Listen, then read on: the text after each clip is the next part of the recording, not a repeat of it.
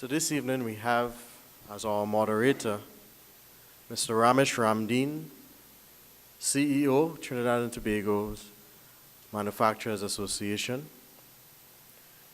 His panelist members are as follows: Mr. Michael Gordon, Manager, Enterprise Development Division, Ministry of Labor, Small and Micro Enterprise Development.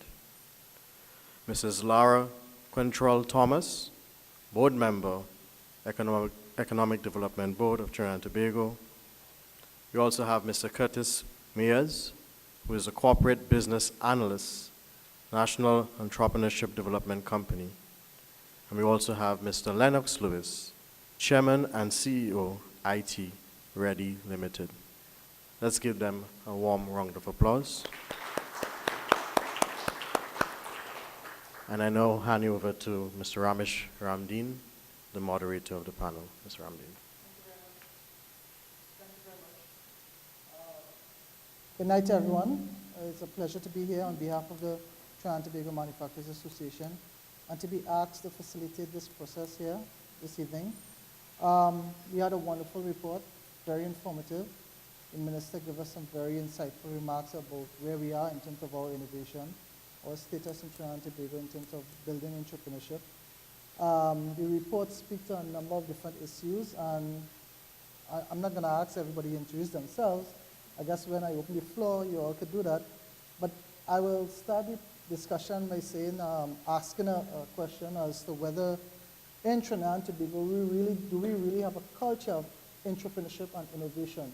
Is it that we speak about this, all the research speak to these issues, but do we really have a culture that breeds innovation? And I'm going to open up the floor to anyone to answer that question.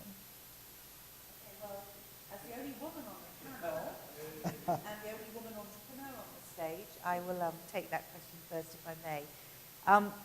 I think we have to be very clear to distinguish the two, and I think the report does do that. We have a lot of entrepreneurs in Trinidad and Tobago. We don't have many innovators. And I think we have to be very clear that the two are distinct. If you drive down Eastern Main Road, you drive through Chaguanas, every other building is an entrepreneur. It's a new hairdressers, a mechanics, a roti shop, but there's no innovation. There's very little new, very little creativity. It's just replicating something that has worked over and over again. So my response to you would be, yes, there are lots of entrepreneurs. No, there are not many innovators.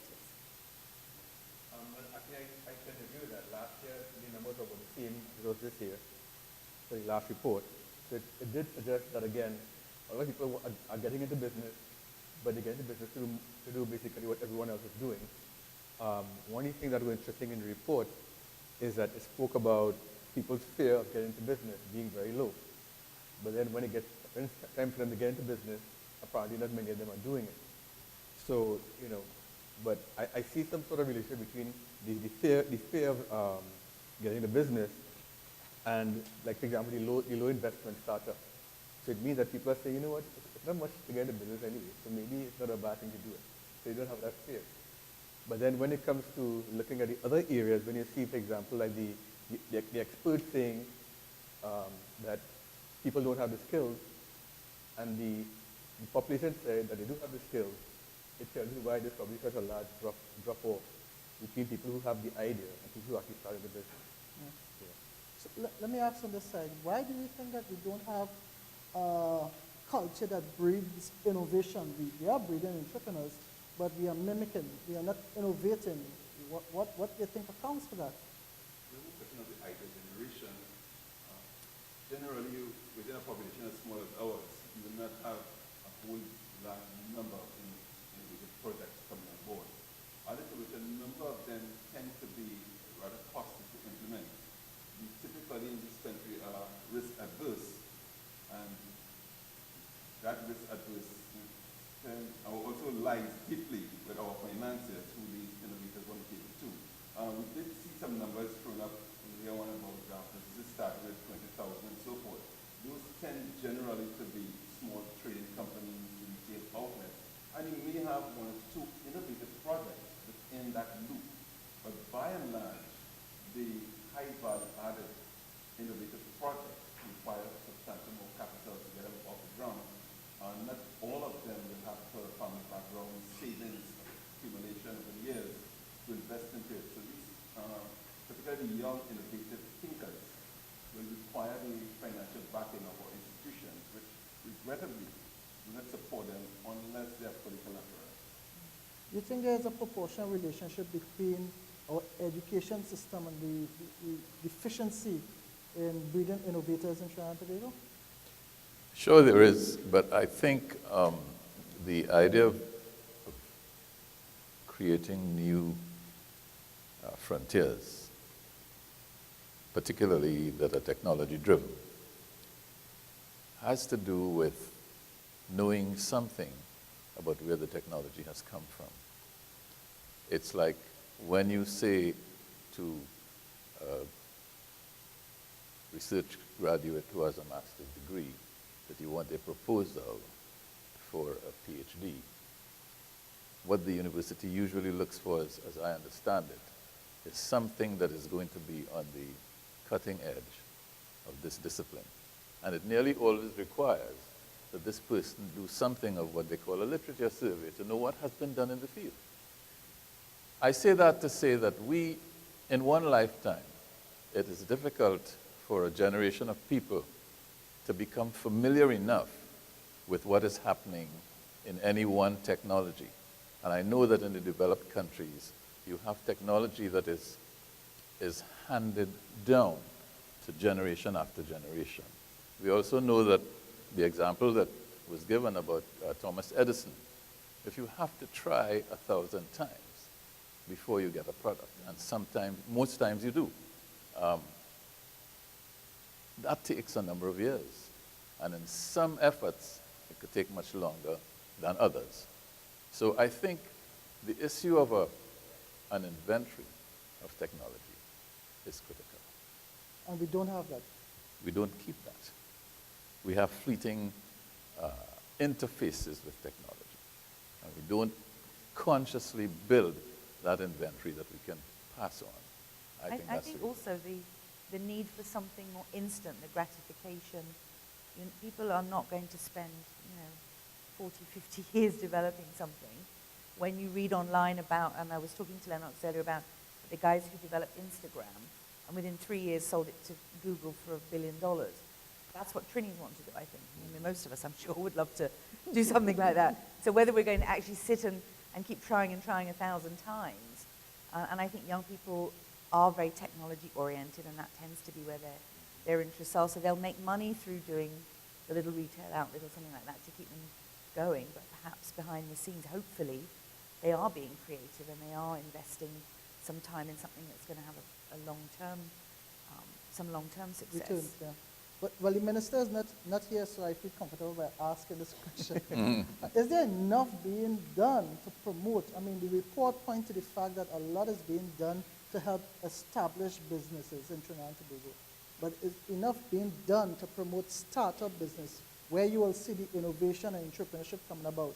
And yes, I recognize there's a difference between the two, but is enough being done to promote innovation at the startup level in Trinidad? I agree with a lot of what the minister said, but I was a little bit concerned when you talk about a national innovation policy, because to me, the role of the government is to create the environment. So, for example, the ICT legislation, getting being able to pay bills online, all of these things that we've been calling out for, making sure the infrastructure's there. And innovation, to me, is something that happens in a kind of a chaotic way, where you can't legislate innovation. You can't tell people, okay, off you go and be creative. It's ideas, it's like carnival. It's a kind of a madness to carnival that has this creative beauty. So the government's role is to create the environment in which people can be creative. But I don't know how you're going to legislate or have a policy. I don't know what it would contain, but it's almost counterintuitive to legislate innovation. Yeah, I don't think the idea is to tell people, okay, go innovate now. I think what and I may be subject to correction here, and you can stand up and say that if you wish. But, see what it says. I think what the intent really is to say, let's remove all obstacles that we create for people to get into business and for people to innovate. Let's move all those things out of the way. For example, let's, and I know this is not innovation, but on the side example with the Research and Development Fund. For you to access the Research and Development Fund, you have to be in business for 2 years. Now, You're telling me if somebody just came out of you with a brilliant idea, Yeah, you have to sit down and we hold on for 2 years Yeah. before they get into it, Yeah. right? So is it that we telling people, for you to innovate, you need to, ride the shift trade, Follow the industrial rules. investment, and do this? And no, you have to say, okay, let's remove all of the obstacles Yeah. that will allow an entrepreneur to be an entrepreneur. And Yeah. that's the point, People call themselves entrepreneurs, but they're really businessmen and businesswomen. Yeah. They don't really, innovation and entrepreneurship sort of go hand in hand. So to tell someone, I want you to be an entrepreneur, I want you to innovate, but you have to go through these 50 obstacles, I think is what the problem is. And I think that's something we have to address. And I think that's what I think, and again, I'm sorry the correction, that's what the innovation policy will sort of focus on. Will focus on removing those obstacles, and then let's say in a situation where somebody wants to innovate and they need support, then there are avenues for doing it. The I2I, for example, Right. will tell people, look, you come to me and tell me what your ideas are. And then let's take you from your idea to commercialization. And let's ensure there's a process that is there to make that happen. Yeah. And I think that those are the kind of things that we can legislate, not necessarily trying to create innovators, because I don't think government can create innovators. Yeah. But I think government can sort of eliminate, Yeah, create the smooth out environment. the environment Yeah. to make more innovation as possible. You touch on an important point. You want to say I was something? just looking at how deep you can go with it. So if you talk about innovation, you need to start somewhere. And I think we talk a lot about creating the atmosphere, the environment, and so forth. We need to go down, I think, even to the school level. Develop and reward innovation among our school children. Let them see that there is a future to be an entrepreneur, to be innovative, to even think innovatively. They don't necessarily have to create something, but just to get into the thought process. But We've got to start somewhere. The report showed that at the tertiary level, some work is being done in that regard. But at the primary and the secondary level, that is probably where it's lacking. Yeah. Definitely. Bill Gates did- wrote his first code at 13.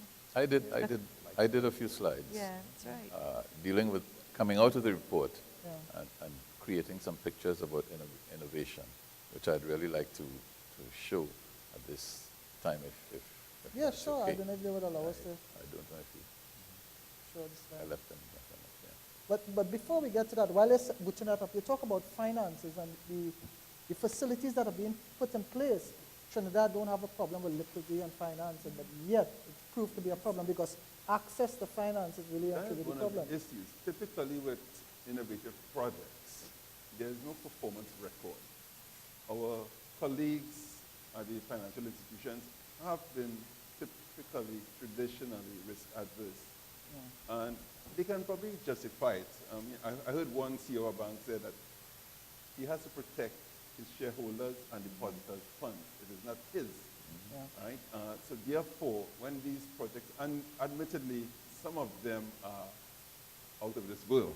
I mean, when you look at it, you can see that imagination has sometimes gone wild. Other times, they're more focused, and you can see that there's a path. But none of us can predict with absolute accuracy whether an innovative project is going to yield profits, whether it's going to have customer benefits, whether the business element is going to be successful, particularly if it is untried. Something And new. we do have some of them that are so unique that they're almost scary to our friends at the banks. But I And wondered, that is where the need to get support. I was wondering in the pipeline, when you asked, you had the 75% of the population thought that entrepreneurship was great. How many of those people would actually invest in an entrepreneur? Venture capital, angel investors. So it's all well and good for us to talk about government money, which is our money anyway, so either way you look at it, we're investing. But how many of those 75%, if you actually said, okay, well now we've got this great idea, we're looking for 1,000 people to each give $1,000. How Laura, many of us would actually that's a take our great money question. and put it towards It's a great question. individual? One of the things that investors? jumped out, and perhaps I could share the information without the slides. One of the things that jumped out of the study at me was that there are 65 countries In this thing. that are identified in the economy drivers. 13 of them are in the factor-driven Yes. segment. 30, I think, are in the efficiency-driven segment. And the 22 in the innovation segment. I had a table that I've been keeping because I do some work with an organization in London, the CPTM. I'm a networking member. So I had a table, and immediately it struck me that I could superimpose that information on the countries that I had in the table with other kinds of information. And one of the parameters I had in there was gross national income. And when I put the country information in from this report, it turned out that all of the countries, without exception, that were in the innovation-driven corner Yeah. were at the top of the gross national income sort. I did a sort from top to bottom. Right. The efficiency-driven countries were led by Trinidad and Tobago with a gross national income of $15,600. US, yeah. Denmark was 56,000, and I checked, they've gone up since to about 60. But what is critical is, when I first got into research, I worked at Career for 18 years. And in the 70s, I had gone to Norway to look at their research institutes. And they had very high regard for Denmark because it's a monarchy. And the monarch was very interested in having a fund for innovation and the commercialization of science and technology. I did the chart on Friday, and it was not until Sunday that it struck me that Denmark was at the top, and then I remembered that bit of information. What I think is that there has to be the will of the people through their government. Their government might be, the facilitator and perhaps the initiator of things like funding, but as a country, we have to be able to communicate to people that innovation is something that we're prepared to support, that innovation has returns. And as I talked about that inventory of technology, to begin to build that so that as a country we move forward. This is what happens in Denmark. In fact, Norway has now moved ahead of Denmark. Yeah, but that's not happening in Trinidad, because if you look at the data that was presented, there's a high level, probably at the start, you're getting some support from government, you're getting some support from the financial instruments that are available, but the level of discontinuance is really, really high in Yes. Trinidad and Tobago. Yes. So it means that we are probably not doing enough hand-holding to see Right. this through, That's- to take a product from an idea level That's it. to see it through to the end. That's it right And there. you spoke about high value added and this kind of thing. These things are not materializing. Right. What- But let me just make a couple of points. We're talking about the financing, and I just want to deal with that, touch that a minute. I don't think it's reasonable for us to assume that a bank will get, for the most part, short-term finance, short-term deposit, Right. okay, short-term, a year or a couple of years, whatever it is. To take that money and invest it in innovation, which has a long-term return. So therefore, I don't think we should expect that the banks will be the leaders in financing innovation out of their, from the depositors' money. And I think the point you made about what Denmark did, all right? And I think that's what we're trying to do with the I2I and those other projects, which is we have to ensure that we provide the matching type of funding, with the level of basically risk capital funding to support innovation.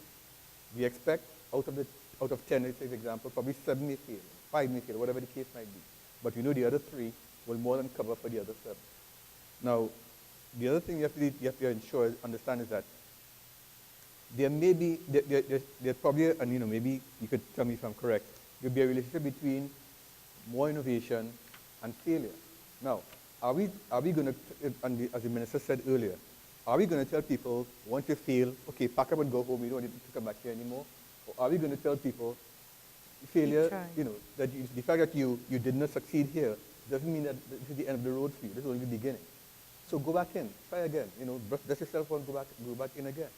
And I don't think our culture supports that. Our culture says, when you fail, you are a failure. Yeah. All right? And I think when we move away from that, and we tell a 21-year-old, imagine telling a 21-year-old, you're a failure in life.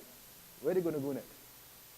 Yeah. So what we start doing is actually setting up people not to proceed and not to be contributors. So what we have to do is ensure that when we put in policies and programs in place, that we do not penalize failure, but recognize it for what it is. But I hear you. The thing about it is in Trinidad and Tobago, again, coming back to the report, it shows that we've not found wanting to engage the process. We are at about 70%.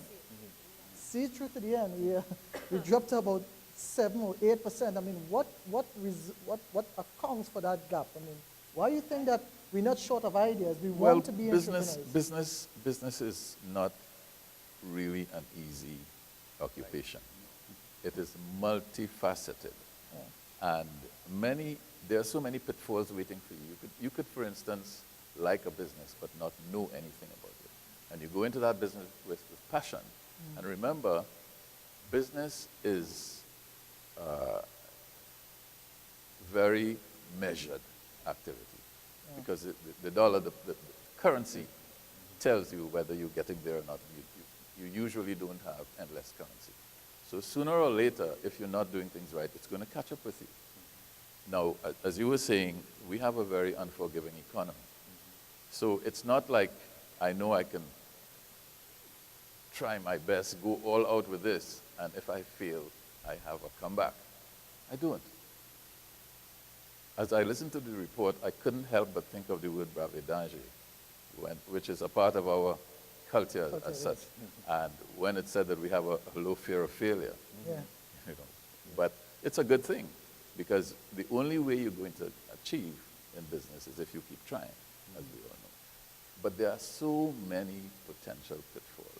And that's the reason. That statistic has been around for decades. 84% for failure, or failure rate is in the 80s for new startups. Yes, of has course. always been, and we've not just here, everywhere. We've not corrected it. It's about taking the business side of things. Because there are lots of wonderful people who create things that they cannot turn that into operations. They Yes. can't operationalize it. They can't Yes. market, distribute. Yes. They don't know how to network. So they may have a great idea, but it's making it a tangible reality for the customer.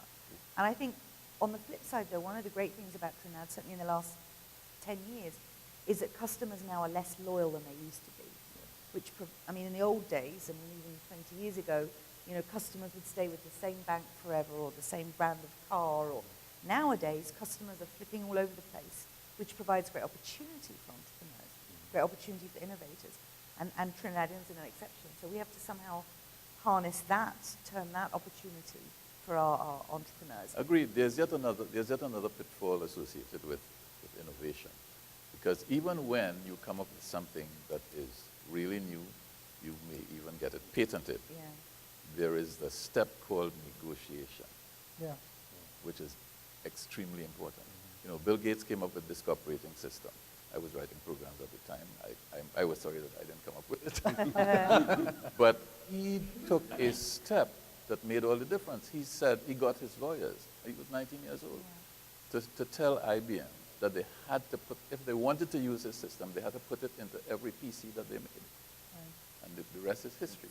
Now that That's step, the business had it skills, not yeah. been done, I know you want to get in. Yeah, what we've noticed a lot, and it's from very practical experience observing entrepreneurs, innovators, and so forth, they come up with very brilliant ideas. But seeing that process through, I think Laura hinted about it a while ago, the actual business processes, dealing with bureaucracy, filing statutory returns, paying your taxes, that is where a number of them either stumble, fall, or fail. And quite often we give them the business support, we give them a true business training, incubation, etc., to develop an all-round person. But when you come with a business idea, you have to be prepared to go the full distance and get this networking support, whatever support you need to make that business a success, particularly if you've borrowed funds to start a business. In the event of business failure, that debt does not vanish. It stays with you, and it's a liability that you have to honor, even if it's in the long term. The business failure, we all pat you on the back and say, sorry about your failure, rise up again. But no one is going to pay that debt for you. You Or have pay to you the that second debt time. on your own. Who's going to invest in you Called the second bankruptcy. time? Called bankruptcy, other country. Yeah. It's called bankruptcy. Chapter You 11. walk out, Chapter 11. chapter more chapter 11, and you get up and you go start again. There are all people who succeeded. Very And that's, good you know, example. Yeah. And you see, Now, I know the point is made, from the 75% to the 7%. And I don't know what the experience with other countries. I don't know if the drop-off rate is so high, as much as 90%. But I mean, it tells us something. It tells us maybe we just like to talk. So everybody say, yeah, man, I ready to go into business. I had a fear of failure and everything. What's interesting is that the population survey said, yeah, man, you want to go into business, you don't fear failure. And the experts said, nah, these people are ready. Yeah. I think the experts said, like 30% of people are, So, yeah, the experts see the other way around. yeah. So that tells us something. It tells us people really think that they're ready, but they're really not. And that's probably why it dropped from the 35 to the, from the 38 and Yeah. to the 10. That's what the reason happens as well. And that's a reality. I mean, I've been in financing, and there are people who walk in the door with this brilliant idea and everything, and they're ready to do it, but they don't know how to manage a business. They don't understand the market. They don't have to address the technical areas of the project, operational areas. They haven't even thought about how they're going to fund it properly. So therefore, that's why it dropped off dramatically, because it's all well and good to talk about an idea. Yeah. All right. To Now, execute. what we have to do is help people who have an idea to help them to take it to commercialization. Now, that's a challenge. That's what I2I is trying to do. And that's why that sort of model, and between that and the incubator with IBIS and this booster and even Career and other people, that's the kind of support that they need. That sort of roadmap and that sort of guide to ensure that they know how to go from point A to point B. That's where we need But to provide I support. want to interject. I agree with you entirely, but I also think that the individual has to have the staying power and the courage. Yeah. I think there is a sense that you will just give it to me. I will come by you and you will give me all the advice and I really don't have to do the work. Everybody who's ever started a business knows that you have to put in at least 5 years, solid commitment, before you can determine whether you're, unless you're, But a you Bill did- Gates genius or But you're whatever. describing Trinidad culture all Well, wrong. that's what I'm It's saying. not That's just- what you have to do. I mean, Yeah. I started my business 16 years ago, and it takes 5, 6, 10 years of networking, being everywhere, doing everything, until you can say, okay, my business is successful.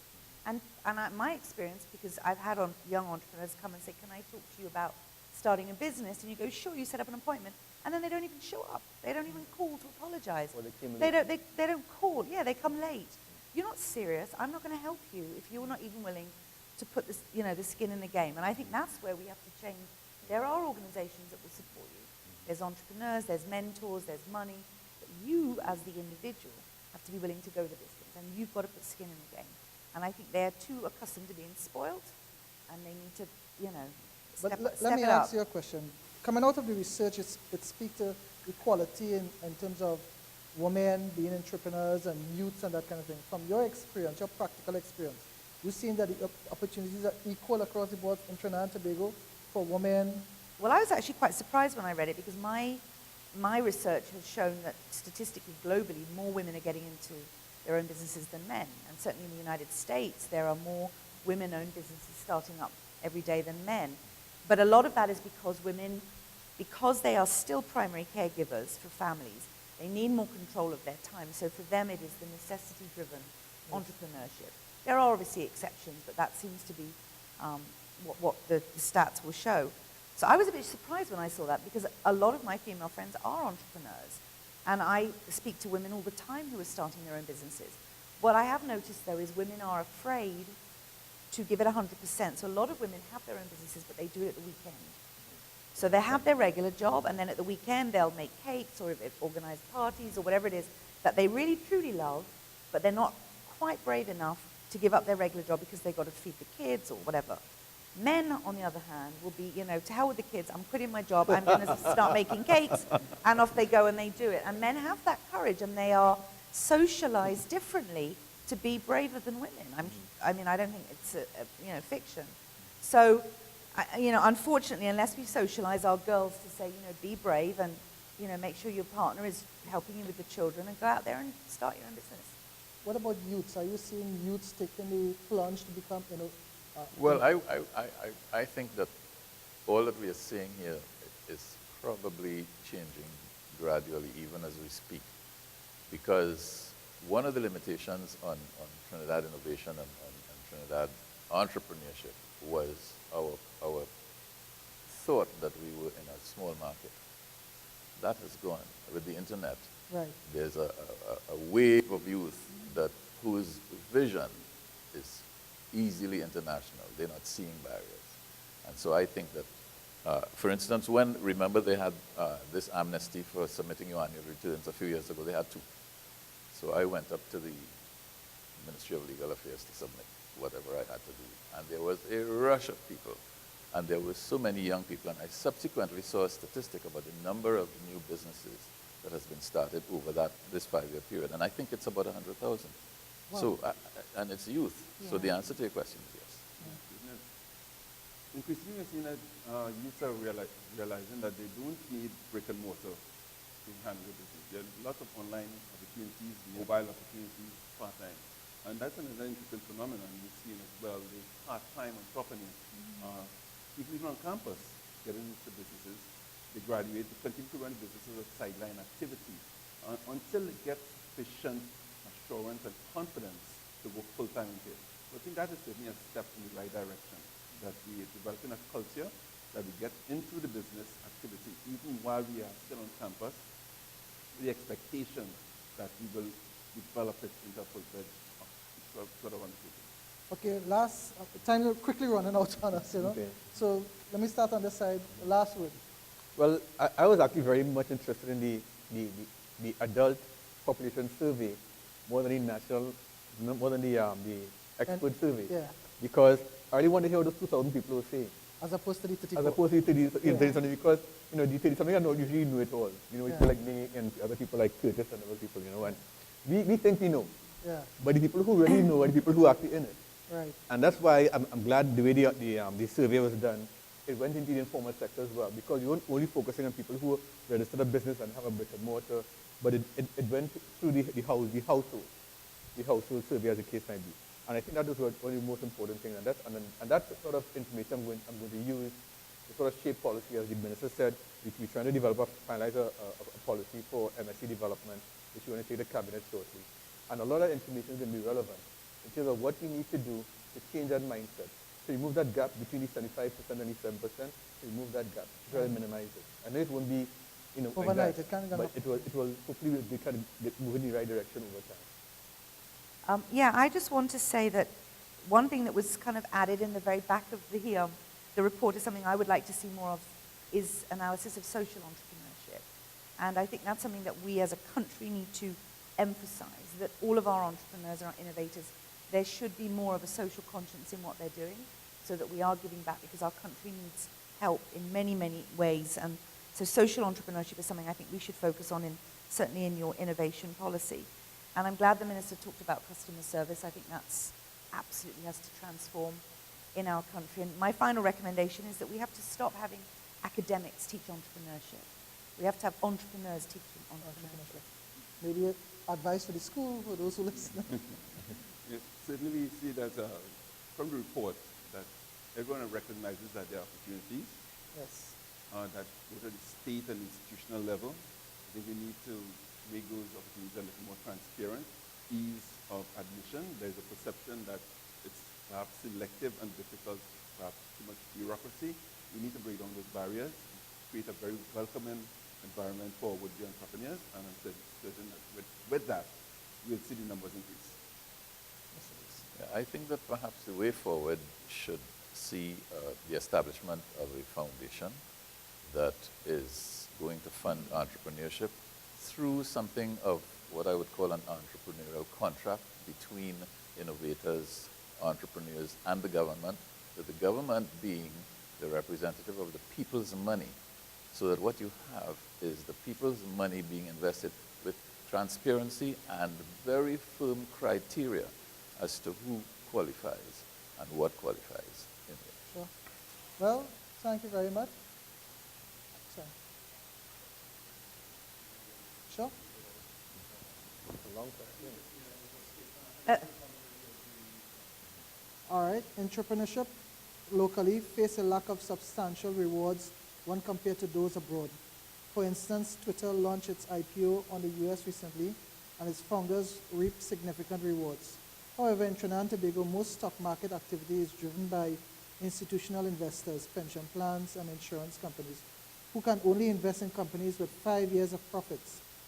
This legislation prevents the major players on the stock market from investing in startup enterprises. The possibility means of overcoming this is relaxing the legislation or getting more individuals involved in the stock market. Any comments?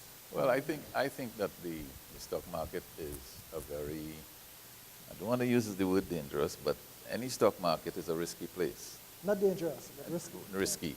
And I think we have so many built-in safeguards in our stock market here that what this questioner is hoping we get will require the removal of all those safeguards. Because what the US says is free enterprise.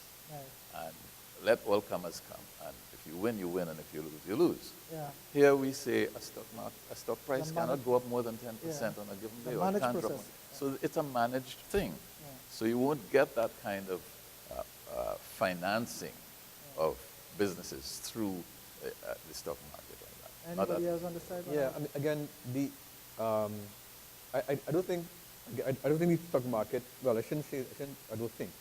The stock market is just one of the ways of attracting Raising capital, yeah. right? There are several other ways of attracting capital. Whether,